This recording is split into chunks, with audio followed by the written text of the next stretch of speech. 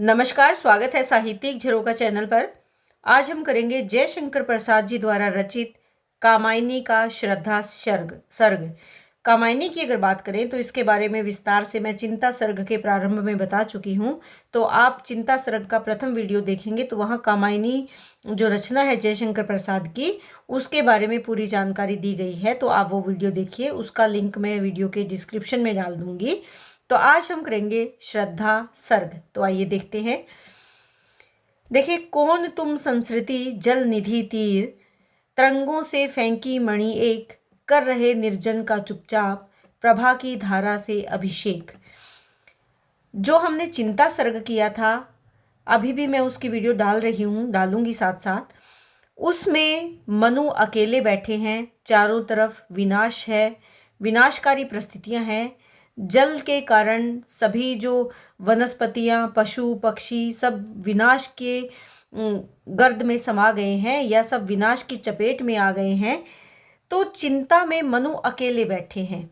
ऐसे में श्रद्धा सर्ग में क्या है, यहाँ इस सर्ग में कवि ने श्रद्धा के माध्यम से मानव के हृदयों का जो भावनात्मक मार्मिक वर्णन है वो किया है कि उसकी क्या भावनाएं हैं।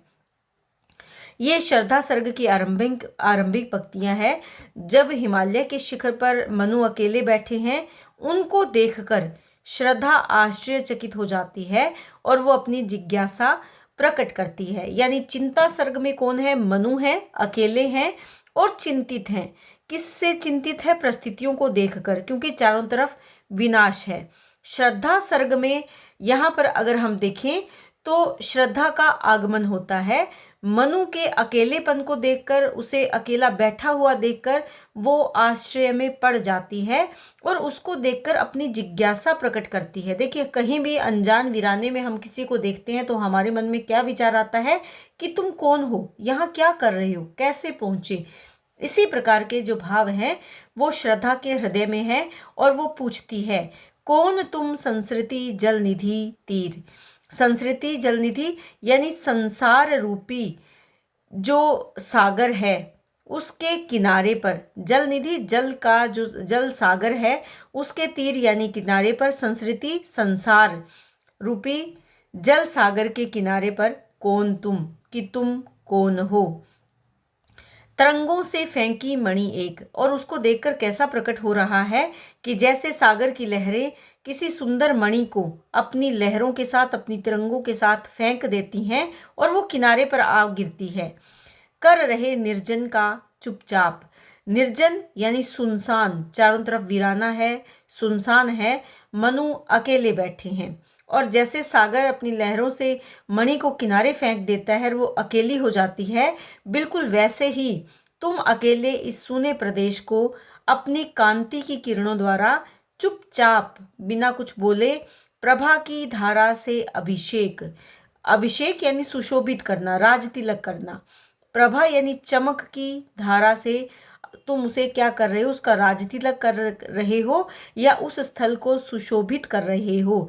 जैसे एक मणि जहाँ गिरी होती है वहाँ चारों तरफ आभा फैल जाती है, उसकी प्रकाश फैल जाता है, वैसे ही मनु को देखकर श्रद्धा उसके बारे में विचार प्रकट कर रही है कि चारों ओर जो वायुमंडल है उस पर तुम्हारा प्रभाव पड़ रहा है। किसका प्रभाव पड़ रहा है? मनु का। इसीलिए श्रद्धा को लगता है कि मानो वह पुरुष अपनी प्रभा के द्वारा इस निर्जन वन को सींच रहा है। बिल्कुल वैसे ही जैसे मणि का प्रकाश चारों ओर फैलकर वातावरण को सुशोभित करता है, चमक उत्पन्न करता है, उसी प्रकार मनु अपने सौंदर्य द्वारा उस स्थल को क्या कर रहे हैं? सुशोभित कर रहे हैं। तो यहाँ पर अगर हम देखें तो कवि ने मनु के प्रति जो श्रद्धा की जिज्ञासा है उसका बहुत ही सुंदर तरीके से चित्रण किया है। मणि शब्द का प्रयोग जो यहाँ पर किया गया है, मणि शब्द का प्रयोग वो प्रतीक रूप में किया गया है, क्योंकि मणि भी वहाँ पर प्रतीक हैं। किसके प्रतीक हैं? सुंदर मणि के, यानी मनु किसके प्रतीक हैं? मणि के प्रतीक हैं, और एक दिव्य पुरुष के रूप में। इसमें अनुप्रास और अगर देखें तो पद्मैत्री तथा रूपक अलंकारों का सुंदर प्रयोग यहाँ पर किया गया है। श्रृंगार छंद अगर देखें तो श्रृंगार छंद है। भाषा कौन सी है? संस्कृत निष्ठ हिंदी भाषा का प्रयोग किया है। आगे क्या कहती हैं? मधुर विश्रांत और एकांत, जगत का सुलझा हुआ रहस्य, एक करुणा में सुंदर मौन और चंचल मन का आलस्य। यहाँ पर जो श्रद्धा है वो क्या कहती है मनु से कि मैं जानती हूँ कि तुम कौन हो और अकेले यहाँ पर क्या कर रहे हो, लेकिन तुम्हें देखकर मुझे क्या लगता है कि तुम मधुर हो। मधुर यानी मीठे स्वभाव के, विश्रांत होता है थके हुए, मीठे स्वभाव के, मधुर स्वभाव के व्यक्ति हो और थके हुए प्रतीत हो रहे हो। और एकांत, एकांत यानी अकेले। श्रद्धा कहती है कि जगत का सुलझा हुआ रहस्य, जगत यानी संसार का, इस संघर्षपूर्ण संसार का जो रहस्य सुलझा लिया जाए उस रहस्य के समान तुम नजर आ रहे हो। एक करुणा में सुंदर मौन, कि तुम अत्यधिक सुंदर हो। और कैसे सुंदर, कि तुम्हारा हृदय करुणा की भावना से भरा हुआ है और तुमने क्या कर रखा है, मौन धारण किया हुआ है, इसीलिए तुम चुपचाप बैठे हो। मनुष्य का मन वैसे अगर देखा जाए तो चंचल होता है, यानी चंचल मन का आलस्य। तो मनुष्य का मन जो चंचल होता है, लेकिन कभी कभी वो मन किससे भर जाता है, आलस्य या उदासी से भर जाता है। यही कारण है कि यहाँ पर जो मनु है वो भी थकान के कारण आलसी या आलस्य से भरे हुए नजर आ रहे हैं। और श्रद्धा उसे कहती है कि यही स्थिति तुम्हारी हो गई है कि तुम आलसी होने के कारण क्रियाविहीन हो गए हो, यानी चंचलता से रहित हो गए हो। जबकि मानव का मन कैसा है, चंचल है, परंतु तुमने वो चंचलता क्यों छोड़ दी है, तुम्हारे थकान और आलस्य के कारण तुमने चंचलता को छोड़ दिया है। तो यहाँ पर श्रद्धा की जिज्ञासा का मनोवैज्ञानिक तरीके से विश्लेषण कवि ने किया है। इसके साथ साथ अगर हम देखें तो अनुप्रास अलंकार का सुंदर चित्रण इन पंक्तियों में किया गया है। भाषा सहज है, सरल है और श्रृंगार छंद का सुंदर प्रयोग यहाँ पर हुआ है। आगे कहती है, सुना यह मनु ने मधु गुंजार। किसने सुना, मनु। मनु जो वहां पर अकेले बैठे हैं। मधु, मधु यानी मीठा, गुंजार, मीठा गुंजार किसका, जैसे मधु मक्खियां गुंजार करती हैं, शहद की मक्खियां आपस में जब इकट्ठी होकर चलती हैं और एक सुंदर स्वर लहरी निकलती हैं, मीठा गुंजार करती हैं।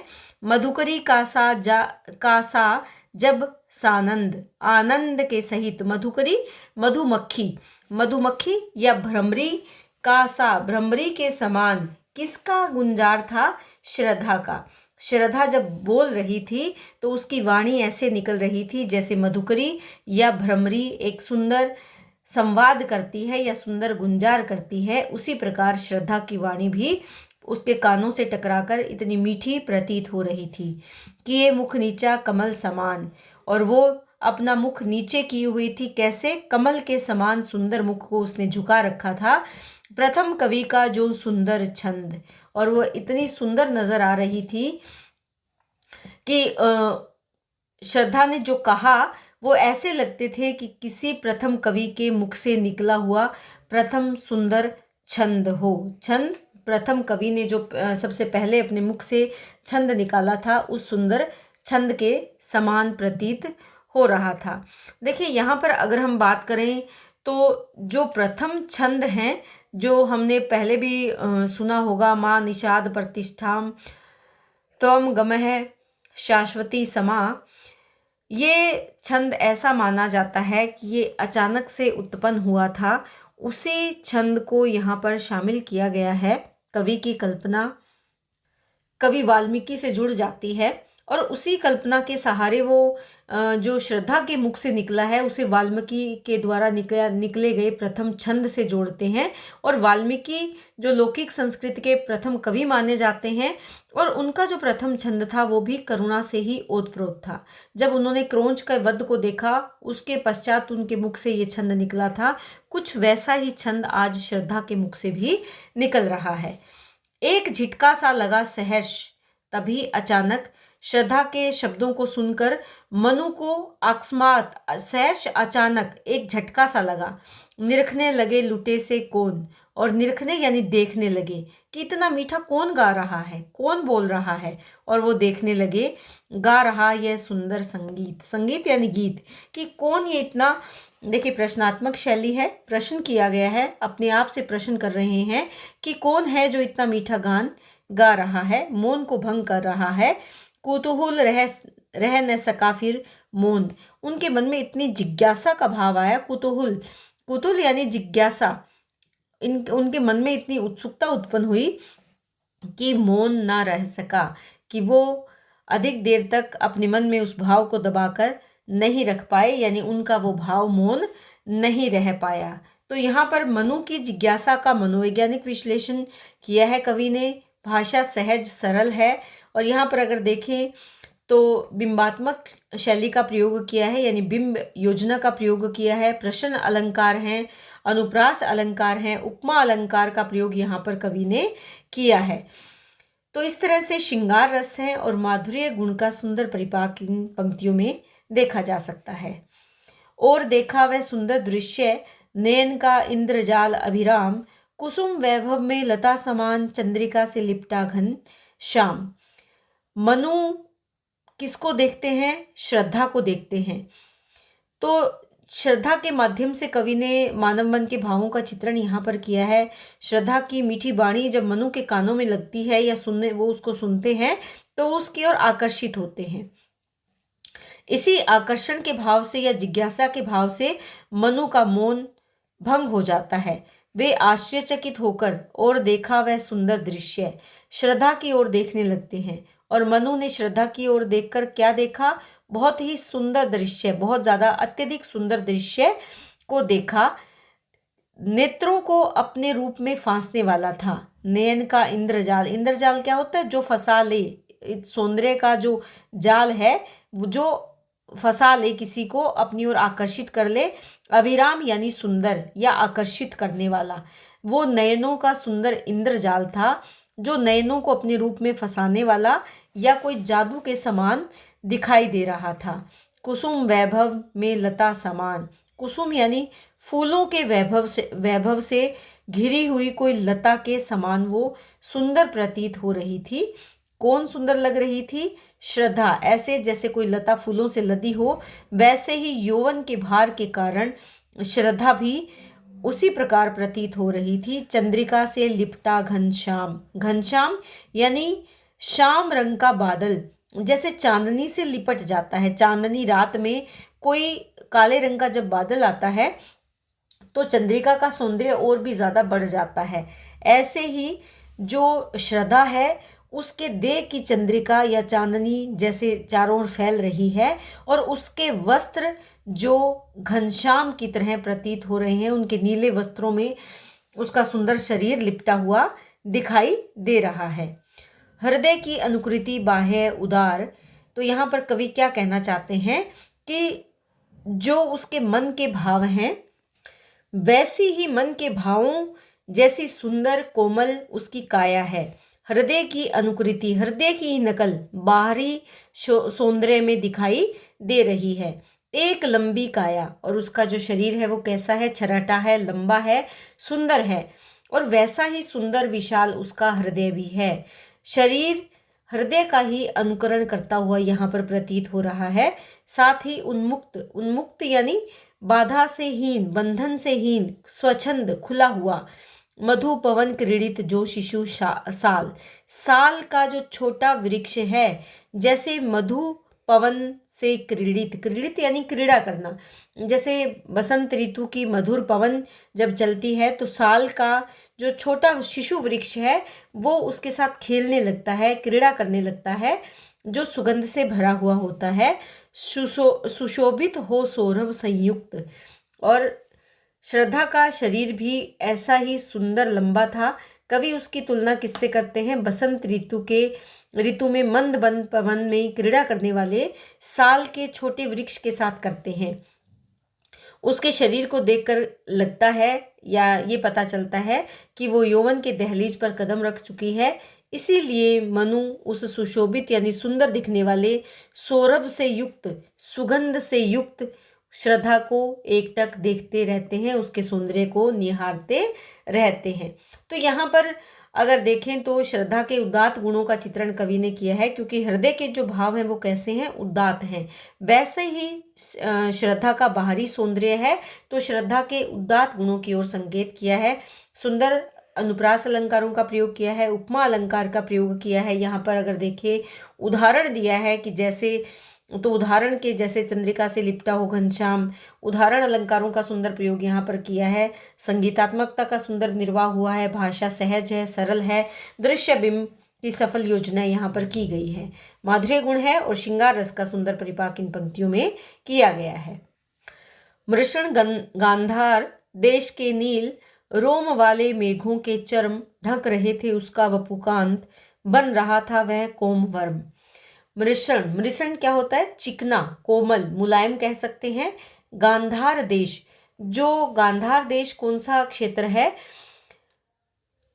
जो अफगानी इलाके में या वहां पर गांधार प्रदेश जिसको कहा जाता है, वहां के जो नील रोम वाले मेघों के चर्म, नील रोम के अगर हम बात करें, मेष आएगा यहाँ पर, मेषों के चर्म, मेष यानी भेड़ के, चर्म यानी चमड़े से, नीले रोम वाली जो भेड़ें होती हैं उनके चमड़े से बने हुए वस्त्र को उसने धारण कर रखा था।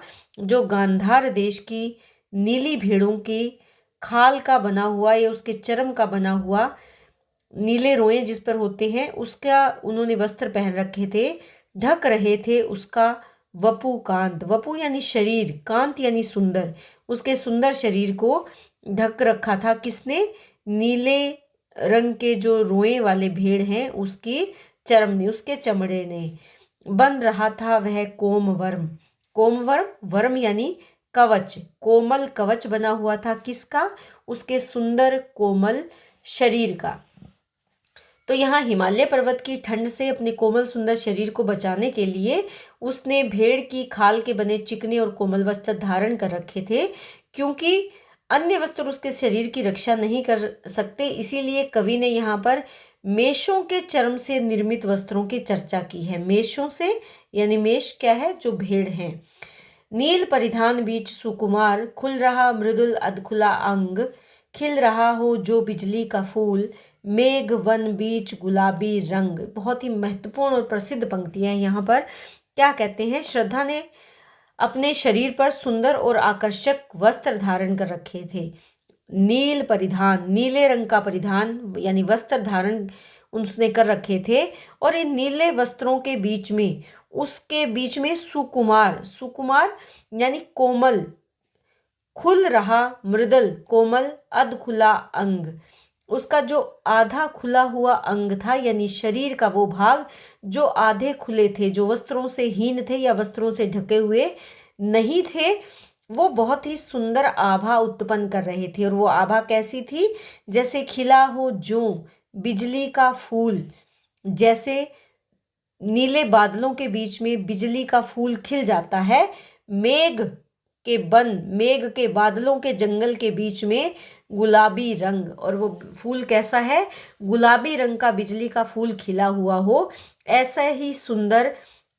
जहां श्रद्धा के वस्त्र नहीं थे, उस अंग की आभा इतनी ही सुंदर दिखाई दे रही थी। तो यहाँ पर कवि ने श्रद्धा के नीले वस्त्रों की तुलना किसके साथ की है, बादलों के साथ की है, और सुंदर और गौर वर्ण की तुलना बादलों के बीच में चमकने वाली बिजली के साथ कवि ने की है। तो कवि के कहने का भाव क्या है कि जिस प्रकार नीले बादलों के बीच में सफेद गुलाबी रंग की बिजली चमकती है, उसी प्रकार नीले वस्त्रों के बीच में श्रद्धा का सुंदर शरीर भी सुशोभित हो रहा था। तो यहाँ पर कवि ने अगर देखें तो यहाँ इन पंक्तियों में अगर देखें तो कवि ने विरोधाभासी भाव को शामिल किया है, विरोधाभास अलंकार का प्रयोग उन्होंने किया है। जो शब्द आया है कोमवर्म, वर्म यानी कवच, कैसा, कोमल। कवच क्या होता है, कठोर होता है जो शरीर को बचाता है, लेकिन यहाँ पर कवच कैसा है, कोमल है। अनुप्रास अलंकार का प्रयोग कवि ने किया है। इसके साथ साथ अगर देखें, श्रद्धा के शारीरिक सौंदर्य का बहुत ही मनोहारी पूर्ण और शालीनता पूर्वक चित्रण किया है। उपमा अलंकार का प्रयोग है, रूपक अलंकार का प्रयोग है, और अगर देखें तो उत्प्रेक्षा अलंकार का प्रयोग भी बहुत ही सुंदर तरीके से कवि ने यहाँ पर किया है। भाषा सहज है, सरल है, माधुर्य गुण है, श्रृंगार रस है और श्रृंगार छंद का सुंदर प्रयोग कवि ने यहाँ श्रद्धा के सौंदर्य का वर्णन करने के लिए किया है। तो उम्मीद करती हूँ कि ये पंक्तियाँ आपको बहुत अच्छे से समझ में आई होगी जो हम श्रद्धा सर्ग से कर रहे हैं।